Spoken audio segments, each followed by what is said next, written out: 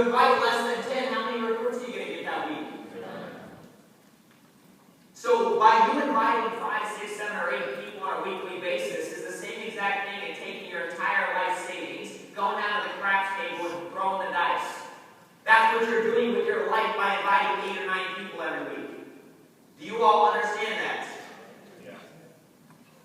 So why would you gamble with your future? Why would you sit here and tear up and I see people crying, and man, I want to win. They start crying like little freaking girls. They say they want to win so bad, and then they invite 8 people. Why would you do that? Why would you gamble with your future if you really want to win? Obviously, you're emotional about it. So what is it that stops you from working the numbers? Then you've got to teach your people what to say if you can get a confirmed invite. Now, where's the best place to get an invite in our business? Because this is a kitchen table driven business. This business is you're not going to make money at the meeting. That's not what makes the money. What makes the money is the kitchen table appointments. But what makes the kitchen table appointments is all the recruits you're getting because you're growing your meeting attendance. So you got to track your invites. You got to know. You got to call your studs daily. You know, I'll never forget. I had a guy in my business a while back, and he recruited these 2 brothers. And he shows up to the meeting. It was about 3 years ago. Now, this is how powerful this is. That I will never forget this moment. 3 years ago, he walks into my office. Then he shows up early, and I say, "Hey, Ron, where's the 2 brothers you recruited?" He said, "Jeff, you just said call your studs."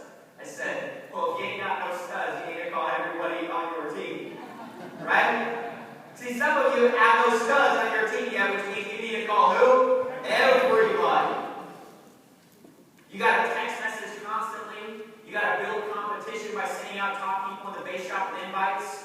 And then you got to train people how to act. See, most people don't understand that the environment that you create in your office is more important than anything. See, if you walk into a specific church, it has a specific environment. If you walk into a specific sporting event, it has a specific environment. See, all I know is when we lived in Boise, friggin' Boise State, I didn't even like Boise State, right? But all I know is that you show up to a Boise State game, and the environment there is you can't help but get caught up. It is the loudest, most excited environment you've ever seen, and everybody wants to be a Boise State fan because they just show up and get caught up in the environment. Do you understand that the environment that you create in your office, the environment you create in your meeting is to get in determine the success of your people? And the success of your people is in direct relation to the success of you. You get that? So, I don't have time right now, but when we introduce John Ashton, when we introduce Chris Howard, when somebody asks a question, like if somebody says, "Do you agree?" What do you say? Yes, that's better. Every time I'm talking for the next 5, 6, 7 hours, however long we're in this room today, every time somebody asks a question, you answer the question. Does that make sense? Yes. That creates an environment.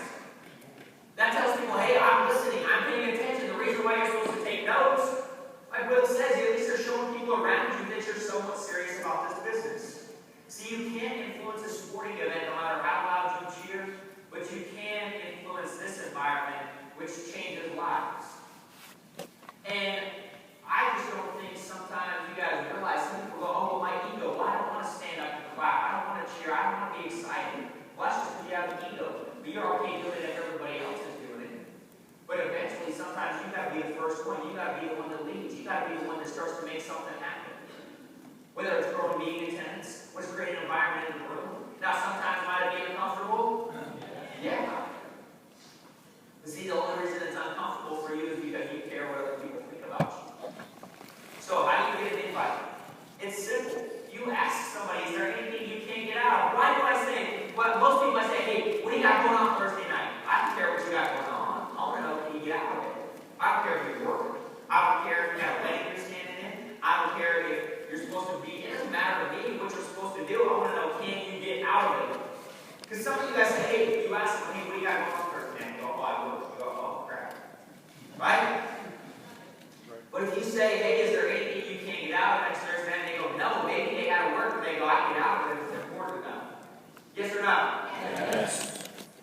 Since it's nothing you can't get out of, I need to come in my office at 7 p.m. Now, here's the thing. I'm going to have a seat saved for you with your name on a list so when you promise me you'll be there. And they say yes. Say, "Look, now you're a man or a woman of your word, right?" Great. And I will see you there Thursday night with the address.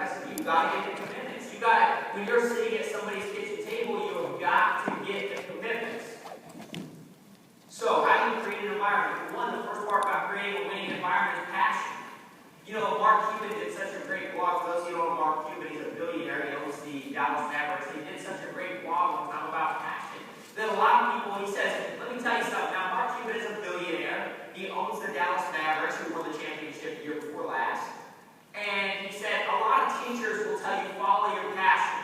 He says, what a bunch of BS. He says, I'll tell you how to stay broke forever. He says, listen to those people that tell you to follow your passion. He says, I know a lot of people, they follow their passion and they made a friggin' nickel. Now, raise your hand if you can think of somebody who did the same thing, said, I'm going to follow my passion, they didn't make a friggin' nickel, they're still at a job. He said, that's how you stay broke. He says, the reason why they're telling you that is an excuse about why you shouldn't do something that's uncomfortable. He said, but I'm not telling you you shouldn't have a passion. He said, but how do you create a passion? He says, now everybody doesn't like something they're not good at. He says, but as you start getting good at something, like I hate poker, because I suck at poker. But I'll bet if I was good at poker and made a lot of money at poker, I would probably like poker. Yes or no? Yeah. So if I expect to get good at poker, I'm going to have to invest a lot of time to get good at that game, right? But I'm just not willing to do that. But with that being said, he said, okay, if you're not good at something, you start getting good at it. And as you start getting good at it, you start making money. And as you start making money, you want to invest more time at it to get better at it so you can make more money. And as you start making more money, you invest even more time and you start becoming better than everybody else, which makes you realize it, and you start liking the fact knowing that you're better than everybody else, and you start really liking what you do. And as you start really liking what you do, it allows you to wake up early, it allows you to stay up late, it allows you to keep going when you're hungry because you're really liking what you do. And as you start to really like something and you do that, you take yourself above and beyond, and if you take yourself above and beyond, you start to fall in love with what you do. And as you start to fall in love with what you do, you make 10 times more money than everybody else, and all of a sudden you can't stop thinking about it, you can't stop doing it, you become passionate about what you do. So people say, how do you become passionate about life insurance and investments? Well, you don't. You become passionate about being the best at this business. You become passionate about building something great. You become passionate because you know you paid the price and nobody else was willing to. Does that make sense? Yes. So you got to focus on attendance. I don't have time to go through this, but you should be running contests. Look, you got to stop waiting for your RVPs to run a contest to get people to show up. You got to start doing it. You got to start giving out gift cards, and start doing contests, and start taking people out to lunch, or running a potluck, or talking to your RVP about, hey, can I take you to lunch? If one of my guys does a recruiting contest or meeting tennis contest or whatever, and you got to start kicking off contests like that. How do you focus on attendance? You got to start focusing on getting agents there, licensed and not licensed. That's the first most important person. See, most of you think the most important person to get to a meeting is a guest. But the guest is not the most important thing, because what kind of commitment has the guest made so far? None. So when I do an out meeting, I'm not thinking about, oh my gosh, the guest is the most important person in the room. They can't afford commitment to nobody. So they're the least of my worries that night. The most important person is the agent, whether it be licensed or non-licensed. The next most important person is the spouse. Because look, there's two people that are going to determine your success in this business, or in any business, for that matter. Your parents and your spouse. And that's the fact. So if you expect that your spouse is going to support you, you can't just say, hey, honey, I just hope you just take care of that woman front. Just support me. Screw that. She got to be involved. She got to show up. I'm telling you. And then, yes, always know how many you had last week versus this week, and ask yourself, are you growing agents and guests? And remember this, there's a saying to say people need reminded more than instructed. Raise your hand if you ever heard that saying. It's a bunch of bull crap. Don't listen to anybody that tells you that, because people need reminded and instructed. People need reminded and instructed. Not reminded or instructed. They need reminded and instructed. People need reminded. See, you got to instruct them on what to do, and then remind them to do the right things. Otherwise, people get distracted. There's so many distractions out there in the world, right or wrong? Right. So you got to focus on recruiting. Now, recruiting automatically happens with the right focus. Now, what's the right focus? Recruiting. Recruiting is the right focus. Recruiting is what you should be focused on in this business. So now, recruiting, Bill Whittle could have built a hierarchy he has. Without recruiting, Brett Burks would be a legend in the company right now because he decided to go out and recruit an army of people. See, people join the environment of success, not financial services. See, I know most of you didn't in here didn't come into this business to do financial services. didn't get all jacked up and excited about investments. You didn't get all jacked up and excited about right-to-term life insurance policy. You didn't get excited about the Rule 72 or getting somebody out of debt. That's not why you came here. You came here because you had some goals and dreams in your life and you saw that you could accomplish them with this business. Yes or no? Yes. So you got to duplicate everything. You got to keep it simple, stupid, right? And that's what KISS stands for. Keep it simple, stupid. You got to keep everything simple so the brand new person doing it. That's the genius behind McDonald's. Is you can hire somebody who's smart, they order a Big Mac, you press a picture of a Big Mac. You hire somebody who's not all the way there, they order a Big Mac, press a picture of the Big Mac. Everybody in this room can do that, right or wrong? Right. So you got to do everything in your business to keep it simple that anybody can duplicate, regardless of their IQ, their talents, whatever it may be. So quit playing soccer on a basketball court. I see all kind of people do it. I see some RVPs do this. I see some below RVPs do it. That they think that we are in the financial planning business. Let me tell you something. That's not the business we're in. We are in the people business. And if you try to play soccer on a basketball court, it makes it a lot harder to get the ball in the hole. Yes or no? So don't forget that we're in the people business. You should always be thinking more people, more people, more people. To what? Everything.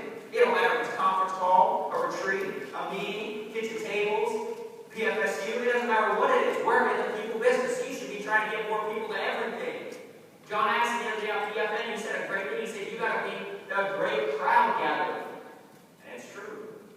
So, you have what it takes. I think everybody in this room, I promise you, this is not stage talk. I think a lot of people doubt themselves. They wonder, just like I did. And this is why I tell you this, because,